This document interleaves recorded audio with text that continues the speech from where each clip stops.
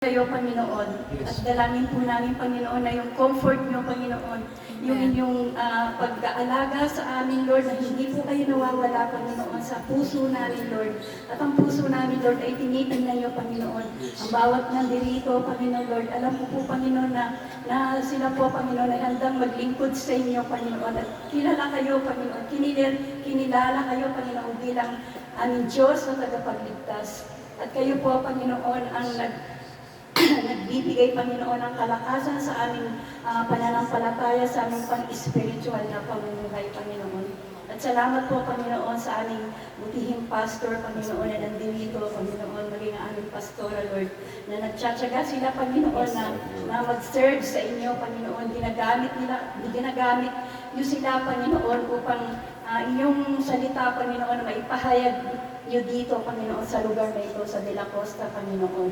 At alam ko po, Lord, na hindi lamang kami ang nakakarinig dito, yung mga nanonood, yung mga kapitbahay namin, Lord, naririnig din po nila, Panginoon, ang inyong boses, Panginoon, ang inyong tinig, Panginoon, na ginagamit po ninyo ang aming pastor, Panginoon. Kaya, Lord, nagpapasalamat po kami sa gabing ito. Salamat po, Panginoon, sa inyong presensya. Alam po namin na hanggang katapusan ng aming gawain, Panginoon, na hindi po ninyo kami paalisin dito na wala pong pagpapala, Panginoon. At alam po po, Lord, na ibibigay po ninyo sa amin ang biyaya, ibuhos niyong biyaya, Panginoon, sa bawat isa sa amin, Panginoon. Hindi lamang po sa pagpapala na sa pangailangan namin, Panginoon, kundi, Lord, sa aming pang-spiritual na buhay, Panginoon.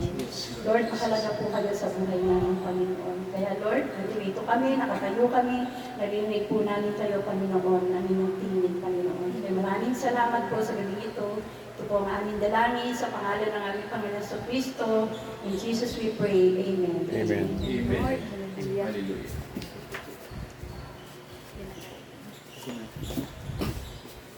Sige po, at muli mga kapatid, bilang pong pagtanaw natin sa salita ng Diyos, tayo po ay manatiling nakatayo po. Bilang pagbasa po natin sa sinabi po ng ating Panginoong Hesus, dito po sa Juan 3, sa Ebanghelyo po ni Juan, sa 3 kabanata, basahin ko po sa inyo yung nakasulat po sa verse 17 hanggang 20. Ang sabi po rito, sapagkat hindi sinugo ng Diyos ang anak sa sanglibutan upang hatulan ang sanlibutan, kundi upang ang sanlibutan ay mailigtas sa pamamagitan niya. Ang sumasampalataya sa Kanya ay hindi hinahatulan. Ang hindi sumasampalataya ay hinatulan na, sapagkat hindi siya sumasampalataya sa pangalan ng bugtong na anak ng Diyos. At ito ang kahatulan, na naparito ang ilaw sa sanglibutan at inibig pa ng mga tao ang kadiliman kaysa sa ilaw, sapagkat masasama ang kanilang mga gawa. Sapagkat ang bawat isa na gumagawa ng masama ay napupuot sa ilaw at hindi lumalapit sa ilaw upang wag masaway ang kanyang mga gawa. Purihin po ang salita ng ating Panginoong Jesucristo. Tayo po'y makakaupo na, mga kapatid. Magandang gabi po sa ating lahat.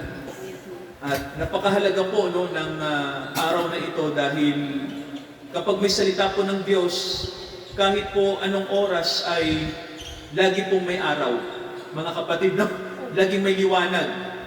At alam niyo po, sa ating pong binasa, bibigyan natin ito ng pamagat na mas minamahal ng tao ang dilim kaysa sa liwanag. No? Bakit po kaya? No?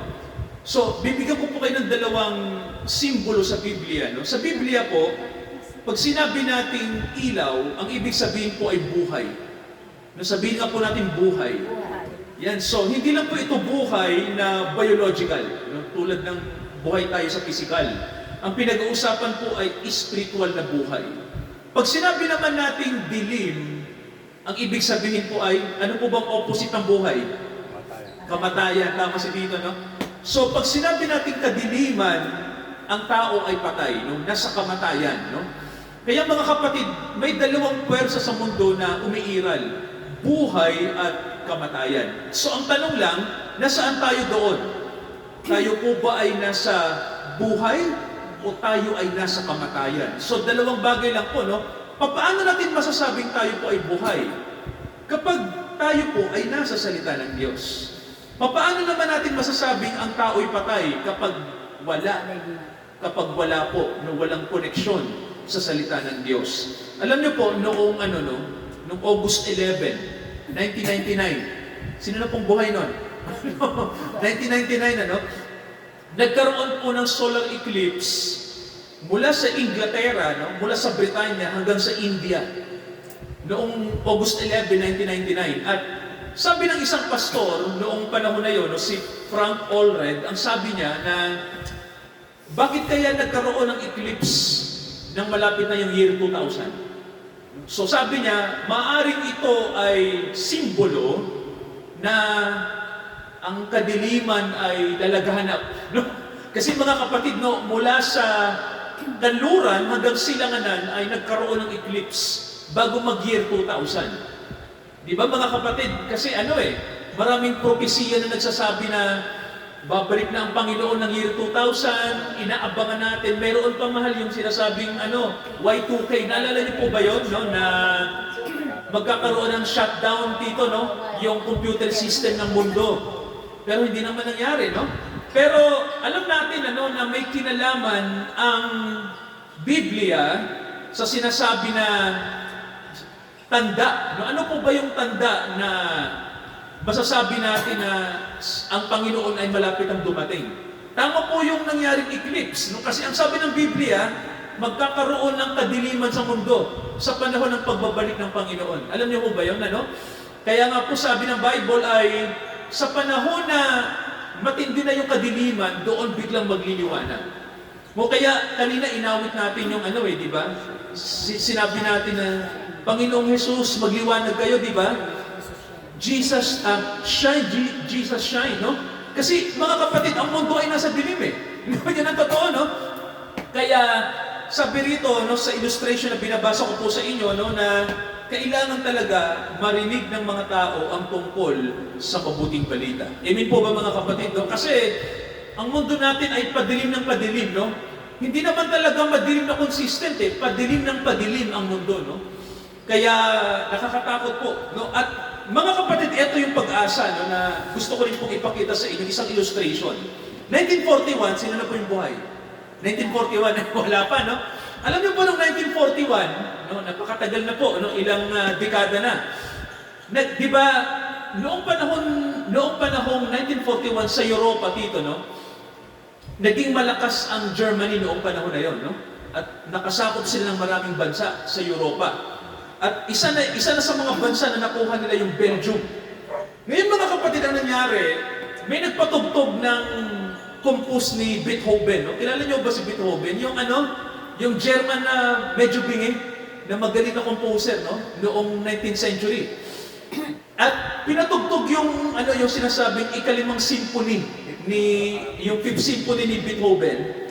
At naging kilala yung 5th symphony kasi yung simbolo ng 5 ay V. So nung panahon mga kapatid na tinatalo ni Hitler ang mga bansa sa Europa, ay ang mga nasasakop ng bansa ay sumisimbolo ng V, victory. Ibig sabihin po, simbolo na kahit sa panahon ng kadiliman, mananalo pa rin ang liwanag. Kaya yung simbolo ng letter B na victory, ang ibig sabihin, mananalo pa rin ang mabuti kaysa sa masama. Amen ba mga kapatid? Kaya mga kapatid, sabi ng Biblia sa atin, pinakikita po, basahin natin yung John 3, balikan natin. Ang sabi rito ng Bible, sinugo ng Diyos ang anak, hindi upang hatulan ang mundo, kundi upang iligtas. Amen po ba? So, yan ang unang misyon, po? Yan ang unang misyon ng ating Panginoong Hesukristo, Dumating siya sa mundo para iligtas ang mga makasalanan tulad natin. Amen po ba? Para mula sa dilim, saan po tayo dadalhin? Sa liwanag, So, yan mga kapatid yung sinasabi ng Bible na mula sa kamatayan, dadalhin ka sa buhay. Yung pong ibig sabihin. Ngayon po, pansinin niyo po yung sinabi ng Panginoon natin. Ang sumasampalataya sa Kanya ay hindi hinahatulan. Amen po ba? So, kung ikaw ay may relasyon kay Kristo at tumalikod ka na sa kasalanan at handa kang sumunod sa Kanya, ibig sabihin po nun, huwag mong katakutan na kokondinahin ka pa. No? Wala nang condemnation. No? Wala nang kahatulan kapag ikaw at si Kristo ay may relasyon na. Amen po ba mga kapatid? No? Kaya mahalaga yung relasyon. No? Sabihin nyo nga po relasyon. Yan. Kasi mga kapatid, dyan lang magkakaroon ng liwanag ang puso ng tao. Amen po ba? Kasi mga kapatid, tandaan natin, ano ang sabi ng Bible, mapupunta lang tayo sa buhay kapag tayo po ay nasa anak ng Diyos. No? Kapag kilala natin ang anak ng Diyos, mayroon tayong ugnayan sa Kanya. Kaya ang sabi ng Bible sa atin, ang sino mang ang sumasampalataya sa Kanya, hindi hinahatulan. Pero may tanong tayo, paano yung hindi sumasampalataya?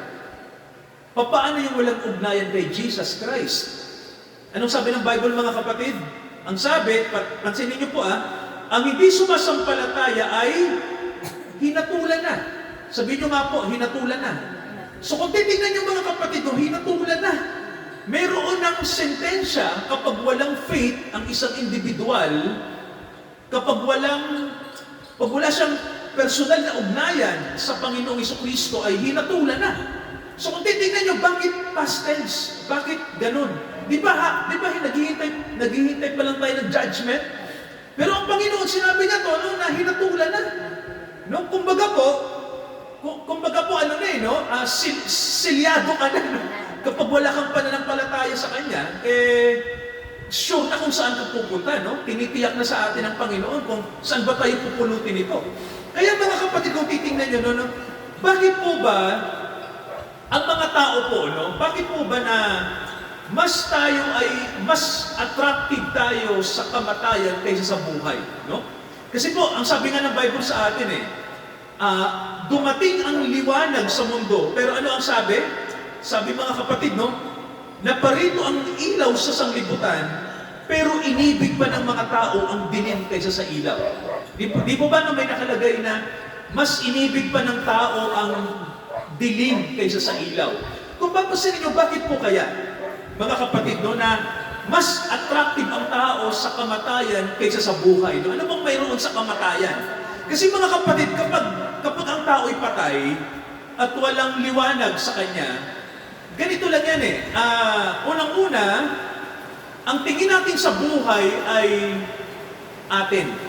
No? Inaangkin natin na ang buhay ay sa atin. Hindi natin iniisip na ang buhay ay ipinahiram lamang. Amen po ba? No? Hindi po talaga sa atin. No? Ang tao po ay ignorante pagdating sa paano ba natin tinatrato ang buhay natin. No? So ang mga tao ang tingin nila, ang buhay ay pag-aari nila. Parang ang tingin natin, ang buhay natin ay sa atin. So parang ganito lang yan mga kapatid, no? Halimbawa, may bahay ka. Ang tingin mo, bahay mo yan. Tama ho ba? Pero ang totoo po, yung bahay mo, hindi mo talaga bahay. Tama ho ba, no? May kotse ka. Ang tawag ko nga sa kotse ko, no? Pero ang totoo nun, hindi ko talaga kotse yun. Tama ho ba? Pinahiram lang. Tama ho ba? Sinasabi natin, ang pamilya mo. Tama ho ba? Pero ang totoo nun, yung pamilya mo, pinahiram din ng Diyos sa'yo. Tama ba? Darating ang araw, hindi mo sila makikita kung sila ay nasa buhay ng walang hanggan, makikita mo sila. Pero kung hindi sila kabilang doon, haharap ka sa Diyos ng ikaw lang. Tama ho ba? So mga kapatid, ang totoo nun, ang buhay natin ay hindi sa atin. No? Walang tayong pag-aari sa mundo na to. Walang bagay sa atin dito. Wala po. No? Kaya nga lahat ng bagay dito sa mundo, iiwan natin pagdating ng panahon. Mga kapatid, no? Lahat ng nasa mundo na nakikita natin, lahat ng ito ay lilipas. No, mga kapatid, no? At ang bagay lang na matitira ay kung ano ka sa harap ng Diyos, kung sino ka, no? Sabi nga ni Job, may nakalagay, hubad ako na dumating sa mundo. Anong sabi niya? Pagbalik ka sa Diyos, wala rin siyang dala.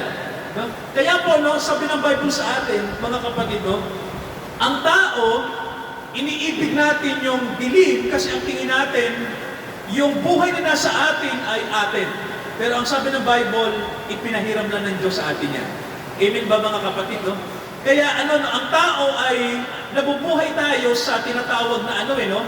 Puro tayo, para tayo, lagi tayong gusto natin na possessive tayo, no? Gusto natin na kunin lahat, no? Gusto natin, akin to, akin yan.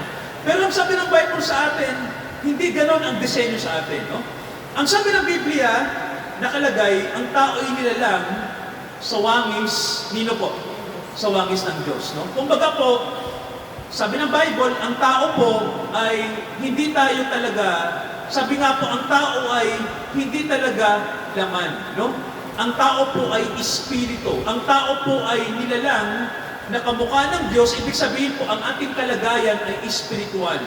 Pag sinabi pong espiritual, hindi po tayo sakim, hindi po tayo makalaman. Ganon, Ang tao po na espiritual, ang ibig sabihin po niyan ay ikaw ay mabuting, ikaw ay pure, ikaw ay may liwanag kasi kamukha mo ang Diyos. No? Pero mga kapatid, alam natin na lahat ng ito ay nawala sa atin. No?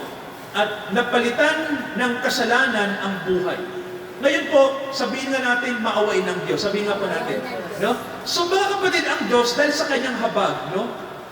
Ang Diyos kasi, alam niya na ang buhay natin ay nasa kasalanan. Alam ng Diyos yan, Alam ng Diyos na mayroon tayong sinful nature.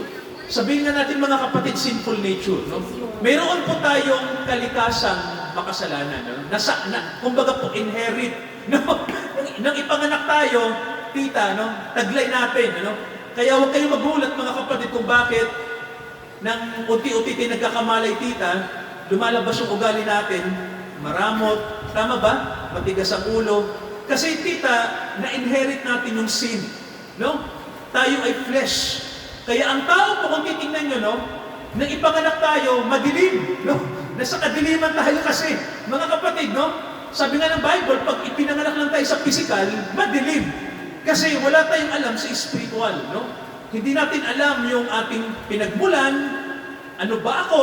Sino ba ako? Ano ba ang purpose ng buhay ko? Hindi natin alam yan, Kumbaga, nang huminga tayo sa mundo na to, ang tingin natin, ang buhay natin ay makamundo, makasanlibutan tayo, Pero mga kapatid, sabi nga ng Bible sa atin, hindi pwede na manatili tayong ganito, Kasi tita, mga kapatid, tanong ko lang po, ito masasagot nyo to. Paano kung hindi tayo hamuin ng Diyos sa kasalanan? Ano pong mangyayari sa mundo? Di ba tita? So ganito yan. Kapag walang liwanag, madilim, tama ko ba? Ibig sabihin po niyan, wala tayong pag-asa. Wala na, Kumbaga po ang mundo, walang kahulugan, ganito lang po yan. Mananatili ang kamatayan, tama ko ba? Ang sakuna, tita, ang pagdurusa, kumbaga po, ang buhay ay nagkataon lang kasi walang Diyos na lumalang. Tingin natin, nagkataon lang ang buhay, ang mundo umikot lang, walang nag-ayos, walang nag-design. Kumbaga po, pinanganak tayo na para lang tayong singaw. So, mga kapatid, kumbaga sabi ni Pablo, ang gawin na lang natin kung wala pa ng Diyos at walang kahulugan ang buhay natin, ang sabi niya, bakit hindi na lang tayo magsaya hanggang mamatay? Kasi ganun din pala ang buhay. Di ba mga kapatid? Pero, sabi ng Bible, hindi ganun ang buhay. Amen ba? Ang buhay, sabi ng Bible, ay galing sa Diyos. Pero ang buhay na ito ay nawala sa atin dahil naghari ang kasalanan. Kaya ang sabi ng Bible, dumating ang manunubos, hindi para kondenahin tayo, kundi para iligtas. Amen ba mga kapatid? Para alisin tayo sa kamatayan. At ang tao po, sabi nga ng Bible, ay unang-una tayo ay patay in the spirit. Kaya kailangan buhayin tayo ng Diyos, Unang-una muna sa spiritual na kalagayan. Amen po ba mga kapatid, Kailangan muna mabuhay yung ating spiritual na kalagayan. At mangyayari lang po yan kapag napakinggan natin yung Ebanghelyo. Amen ba mga kapatid, Yung gospel. Sabihin nga po natin Ebanghelyo. So, salita ng Diyos ang bubuhay sa atin, Kaya, nakakalungkot mga kapatid, na ang salita ng Diyos dito sa panahon natin, hindi dinidiscuss ng klaro sa mga tao. Naalala ko dito, nung nagpa-Bible study kami ng asawa ko dito sa Palmera, Tita, malapit lang sa bahay niyo yung isang partner ng CCP, Matanda na po, pero nakikinig ng salita ng Diyos. At siya po ay matagal na siyang membro ng Roman Catholic. No? Talagang laking Katoliko siya. No? Laking Roman Catholic siya. Pero nung nakikinig siya sa amin, sabi niya, Pastor, ngayon ko lang napagtanto no, na kailangan talaga dinidiscuss ng malinaw ang Bible para maintindihan ng mga nakikinig. Kasi sa mga simbahan po ngayon, no, ang madalas nating naririnig kung bakit maraming nakikinig. Tandaan yung mga kapatid kung bakit. No? Kasi ang mga sinisermon sa mga pulpito sa panahon natin ngayon, madalas mga mensahe na nakakakiliting pakinggan. Tama ba mga kapatid, no? Hindi itinuturo kung ano ba talaga ang sinasabi ng Biblia. Kung ano ba talaga yung mensahe ng mabuting balita. Hindi ito pinapaliwanag ng tama sa mga tao. Ang madalas, kapag tayo ay nakikinig ng sermon, ito yung napapakinggan natin, paano magpakabait, paano magpakamoral, kumbaga mga bagay na sinasabi natin yung gusto ko mapakinggan yung paano ako magiging magaling sa trabaho, paano ko magagawa yung buhay ko na mas makahulugan. So, ang naririnig natin sa mga pulpito ay psychological, mga therapeutical, mga motivational, mga kung paano ba tayo mabubuhay sa bawat araw, paano ako magiging maganda sa paningin ng mga tao, paano ba dapat paano dapat diskarte sa negosyo. Ganyan yung mga napapakinggan natin, paano natin tratuhin ang iba na kailangan mabait tayo, ganyan. Walang problema doon eh. Kaya lang, malaking problema kapag hindi natin itinuturo yung isang napakahalagang bagay. Ano yun mga kapatid, no? Yung sinasabing, kapag tayo po ay hindi pa ipinanganganak na muli. Mga kapatid, no? Kapag wala tayong relasyon sa Panginoong Jesucristo ng totoo, tandaan natin ito mga kapatid, no? Gaano man ka tayo karelihiyoso, no? Gaano man po dumadalo tayo sa mga gawain ng ating simbahan. Mga kapatid, totoo to, no? Gaano man tayo gumagawa ng mabuti sa tingin natin, no? Gaano man tayo gumawa ng mga gawain ng relihiyon at marami tayong naging gampanin, marami tayong naging achievement, marami tayong nagawa. Alam niyo po, ang lahat ng yon, baliwala kapag tayo po ay hindi born again. Kapag hindi nababago ang puso natin, lahat ng ginagawa nating relihiyon, baliwala. No? Kumbaga po, nasa dilim pa rin tayo. Alam niyo po, no? Sabi nga ng Bible sa atin, ang gusto ng Diyos, magliwanag ang kanyang karakter sa atin. Amen po ba, no? Yung kanyang salita, mga kapatid, no? Magliwanag, no? Mag-reflect. Kumbaga po, mabago tayo sa ating kalooban. Naalala ko, no, na, di ba mayroong utos sa atin, ibigin natin ang Diyos ng, ano pong sabi? Ng buong puso, isip, lakas at kaluluwa. At hindi nagtapos yung utos. Tama po ba? Ano po yung ikalawa? Mahalin natin ang ating kapwa, gaya ng ating sarili. Di ba may nakalagay po, no? Mahalin natin ang Diyos at mahalin natin ang ating kapwa, gaya ng ating sarili. Pero mga kapatid, no, yung simpleng utos na yon, alam natin na hindi yun kayang gawin ng hindi born again. Amen po ba? Ang isang born again po, kahit may panahon na yung pag-ibig niya sa Diyos ay medyo nanglulupaypay, no? Mga kapatid, tulad ng alibugang anak, babalik at babalik ka sa unang mong pag-ibig. Amen po ba? No? Sino ba yung unang pag-ibig natin? Dapat ang Diyos. Mga kapatid, nung babalik at babalik ka kasi, sabi nga first love never dies. Di ba may ganun tayong kasabihan? At hindi yung nakaukol sa tao. Mga kapatid, no, yung unang pag-ibig natin. Amen ba? Saan ba nakaukol ng first love? Saan nakaukol?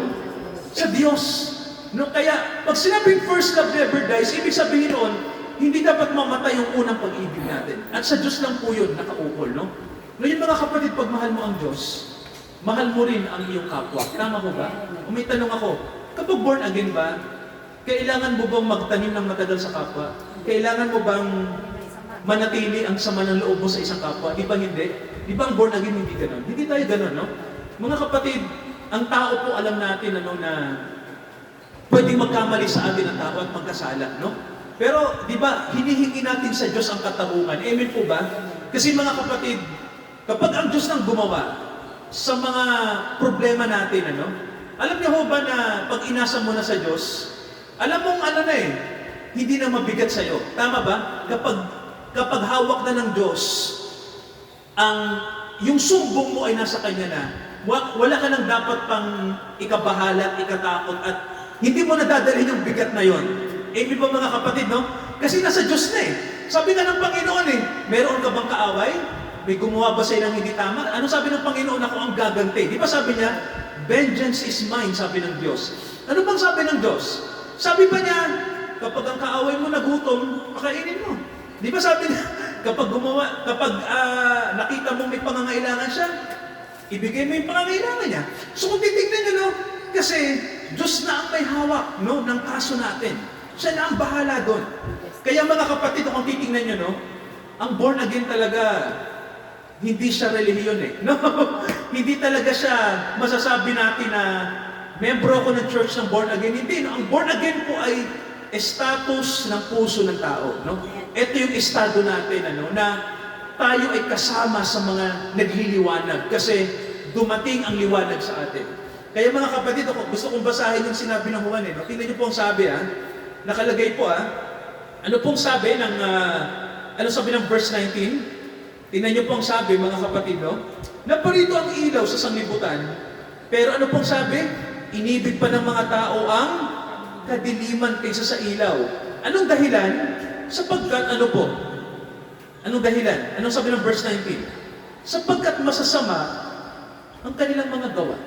Ibig sabihin po, ayaw nating isurrender, no, yung mayroon pa tayong inililihim sa Diyos, no, na kumbaga po, marami pa tayong bagay na hindi sinusuko sa Kanya, no? Ayaw nating isuko eh, no? Gusto natin may itira pa. Pero mga kapatid, hindi ganon sa Panginoon. Amen ba raw, no? Pag sa Panginoon po, sabi nga ng Bible sa atin, isuko mo lahat, no? Wala kang ititira, no? Sabihin natin sa Panginoon, Panginoon, ang buhay ko'y sa inyo na. Ayoko na nang may inililihim sa inyo, no? Kasi mga kapatid, wala naman talaga tayong kayang ilihim sa Diyos. Amen po ba? No? Wala talaga, no? Kahit ilihim natin sa Diyos yan, anong sabi ng Bible? Alam ng Diyos yan. Kilala niya tayo, no? Kaya, alam ng Diyos yung mga anak niya kasi kapag anak niya, ay ano talaga, no? Kumbaga po, walang itatago sila, no? Wala silang itatago. Wala tayong itatago, no? Kumbaga po, Panginoon, eto ko, no?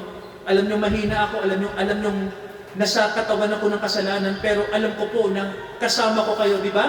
Alam ko, Lord, na hindi niyo ko pinababayaan. No? Kasi mga kapatid, ang gusto ng Diyos, honest tayo sa Kanya. Tama ho ba? Tayo ay tapat, tayo ay transparent. Kaya pag nasa liwanag tayo, hindi tayo pwede magsinungaling. Tama ho ba? Mga kapatid, pag maliwanag, wala kang pwedeng itago. Di ba? Kapag madilim, pwede kang magtago. No? Walang nakakakita sa'yo. Pero pag nasa liwanag tayo, kita lahat. No? Walang naitatago sa Diyos. Kaya mga kapatid, ang mga anak ng Diyos ganyan din. Amen po ba? Wala tayong tinatago, no? Ito tayo, no?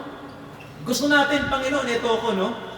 Minsan ako ay nagkakamali, nagkakasala, pero ito ako, Panginoon, kaya nakikita niyo kung gaano ako kahina, Panginoon, pero anak niyo ako, Panginoon, baguhin niyo ako.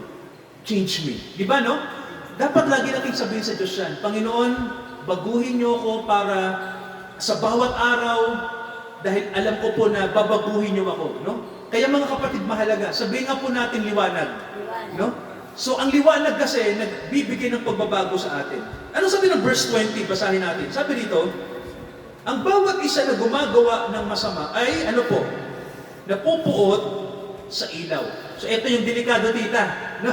Ito yung sinasabi ng Bible na may mga tao na galit sila sa liwanag, no? Bakit po kaya? Ayaw nila.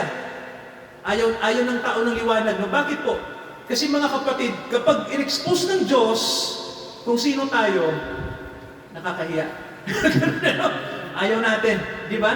Pero mga kapatid, hindi tayo malilibre, no? Hindi tayo magiging malaya kapag nanatili tayong nagtatago sa Diyos. Naalala niyo po ba na ang tao ay magkasala? Anong sabi ng Diyos, mga kapatid, yung salitang dumating sa Hardin ng Eden, nang ang tao ay magkasala, di ba ang sabi ng Diyos, nasaan kayo, di ba? Hinanap niya ang tao. Bakit tita? Kasi, bakit hinanap? May simbolo kasi yun eh. Nagtago, no? Ibig sabihin nawawala. O, pinagtaguan ang Diyos, di ba? Simbolo yung kita no, na ganun tayo, no? Nagtatago sa Diyos. Ayaw nating maliwanagan kasi nahihiya tayo, no? Kasi kapag ang tao kasi ay nasa kasalanan, nahihiya, ayaw nating i-expose. Ayaw nating ma-expose kasi parang hubad. Di ba, tita? Pag hubad ng tao, nakakahiya. Tama ho ba? Tinatago natin yung kahubaran natin. Pero alam niyo, no? Kapag handa kang magbalik loob sa Diyos, hubad kang magsabi, Panginoon, nagkasala ako. Di ba, no? Kung si Adan ginawa yun,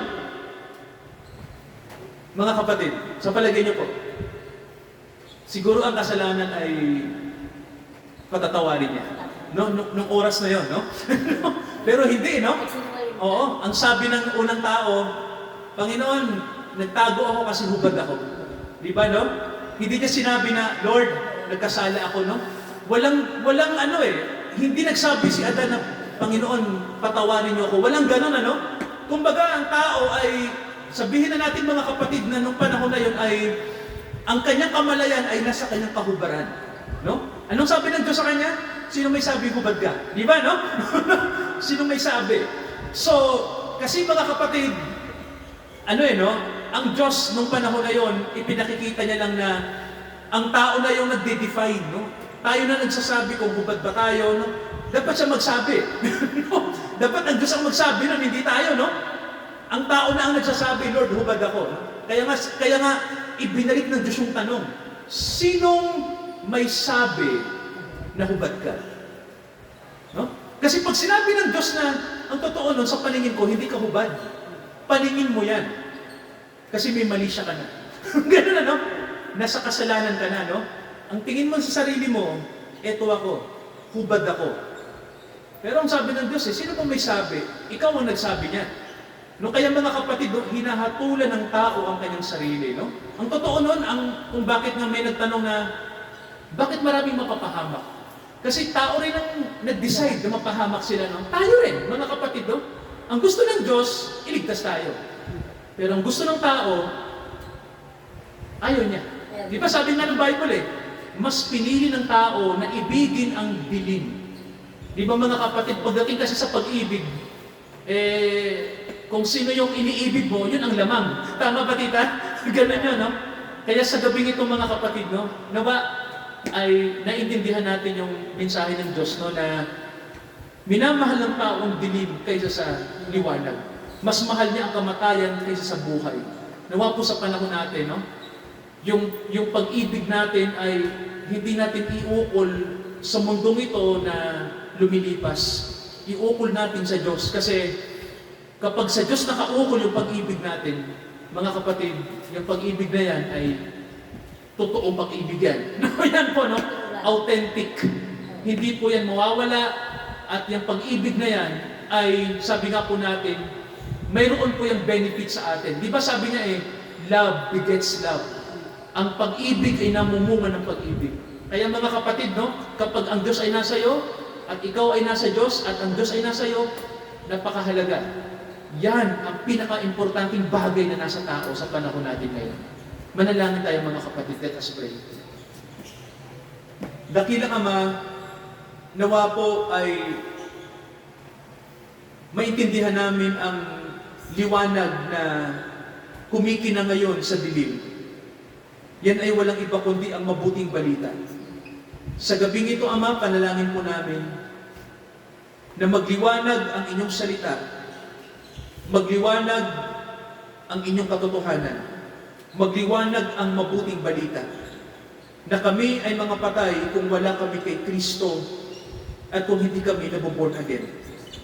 Ama, nawa ang inyong salita po ay dumating sa amin sa mga oras na ito, na wala kaming pwedeng idagdag na performance o anumang gawa namin pagdating sa pagbabago. Hayaang ang paraan lamang ay gawin namin. Isuko namin ang aming buong buhay sa inyo. At hayaan namin na ang inyong banal na Espiritu ang gumawa sa amin. Baguhin niyo kami sa aming mga puso. Nawa ang espiritu ng buhay ng Panginoong Hesus ay pumasok sa amin at taglay namin ito at magliliwanag ito sa madilim na landas. Amang makalangit, salamat po dahil nagliliwanag ang inyong salita sa panahong ito, sa inyong mga anak, sa inyong mga tinawag. Ama, nawa ang liwanag ng Ebanghelyo ay magliwanag sa puso ng inyong mga anak. Makinig kami ng inyong salita dahil walang ibang paraan para kami ay maibalik sa liwanag, kundi mabago kami ng liwanag. Mula sa kamatayan, dalhin kami sa buhay. Ngayong gabi po, ang aming panalangin, dakilang Ama, magpahayag kayo sa amin. Dumating nawa ang liwanag sa amin. Dumating ang buhay, lalo't higit sa mga tao po na aming pinagpipray, sa mga tao na kailangan nila ng pagbabagong espiritual, na alam namin, Ama, na walang simbahan o pastor o relihiyon na pwedeng magbago sa tao. Maliban na lang kung ang taong yun ay bigyan ng buhay ng inyong espiritu. Ama, kasangkapan niyo lamang ang tao. Kasangkapan niyo lamang ang mga mensahero. Ang totoong liwanag na kumikilos sa mga mensahero niyo ay ang liwanag ng inyong salita na sumasa kanila, sumasa amin, upang dalhin ito sa mga tao. Nawa, Ama, magliwanag ang salita niyo sa madilim na panahon ito. Dakilang Ama, dumating nawa ang inyong salita, ang salita na magliliwanag at magbibigay ng buhay na walang hanggan sa amin. Ito ang aming panalangin sa tanging pangalan po ng aming Panginoong Jesucristo. Lahat po tayo magsabi ng Amen. Amen. Amen. Praise God. Mga kapatid, gusto ko lang pong iibahagi lang ito, no, kahit konti lang pong minuto. Naalala niyo po sa Texas, no, na maraming namatay, halos 200 dahil sa flash flood. At may isang youth camp ng mga kababaihan sa Texas na habang nagka-camp yung mga, alam ko mga Kristiyano, mga kabataan yung nandun, ano? Mga batang babae. Halos mga 30 mga kabataang babae ang namatay dahil nalunod sila. Kasi 30 feet halos yung taas ng baha. No? So, ipinakikita lang sa atin, mga kapatid, no, na pag dumating ang kamatayan sa tao, ang pag-asa na lang natin ay kung nasa liwanag ang isang kaluluwa. No, kaya ako, nagpipray ako na nawa Panginoon, yung mga namatay, yung mga batang yon na nasama sila, no? Nagpunta lang naman sila doon para dumalo ng gawain ng church, no?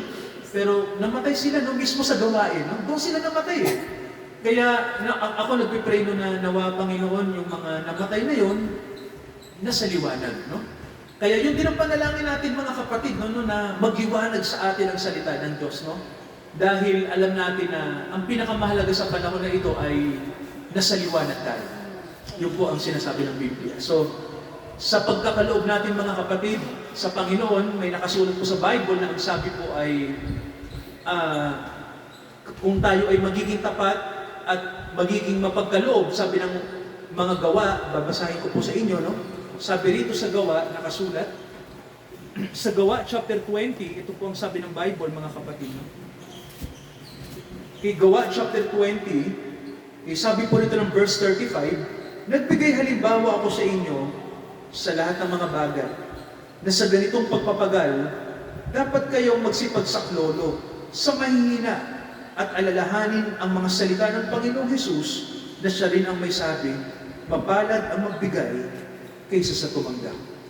So sa sandaling ito, tayo po'y umawit habang nagkakaloob, mga kapatid, ng seek the kingdom of God and His righteousness. Uwitin po natin.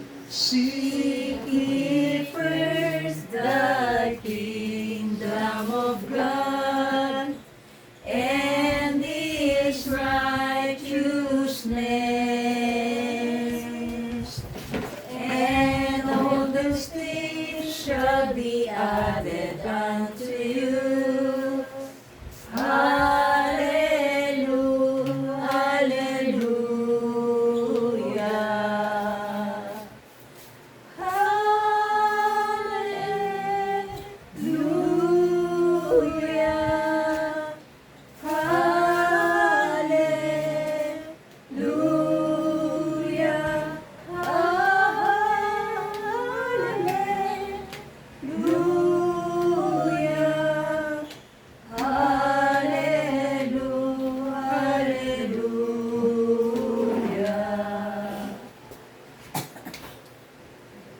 Tayo po'y tumayo, mga kapatid. Ama, ang mga handog na ito ay patuloy pong magamit sa layunin ninyo at sa pagpapalagana po ng inyong kaharian ng mabuting balita na ang pagdating ng inyong anak ay nandito na po ang kanyang pagpapahayag, ang mga tanda. Nawa Ama ay lalo pa po naming akayin pa ang mga kaluluwa na nangangailangang makarinig ng mabuting balita. Naniniwala po kami na kikilos kayo sa kaluluwa ng isang tao. Gawin lang po namin yung aming papel na sabihin namin sa kanila ang katotohanan at akayin namin sila sa liwanag niyo. Amang makalangit, marami pong Kristiyano ngayon ang naliligaw dahil sa mga maling aral, mga maling pinakikinggan, at hindi namin pinakikinggan ang nag-iisang mabuting balita ng inyong biyaya. Kaya Ama, maraming naliligaw dahil ang kaaway po ay busy din para iligaw kahit ang mga nasa church. Kaya nawa po, sa gabing ito, nawa gawin ng household, gawin po namin ang mandato niyo po na ibinigay sa amin. Dalhin ang inyong liwanag sa mga tao. Ama, nandito ang mga kapatid, pagpalain niyo kaming lahat. At samahan niyo kami sa weekend na ito, pagpalain niyo po ang mga kapatid namin na nawa Ama, yung mga hindi namin nakasama po, ay makasama din po namin sila. Na huwag baliwalain ang inyong salita, Ama, dahil nakasalalay po dito ang aming kalakasang espiritual, kung papaano namin gagampanan ang kalooban niyo po at ang inyong iniutos sa amin. Samahan niyo po ang mga kapatid, ito ang aming panalangin, sa Diyos na sa atin ay tumawag, samahan niya tayo at pagpalain ngayon hanggang sa muling pagdating ng ating Panginoong Hesukristo. Amen, Amen, at Amen. Amen. Amen.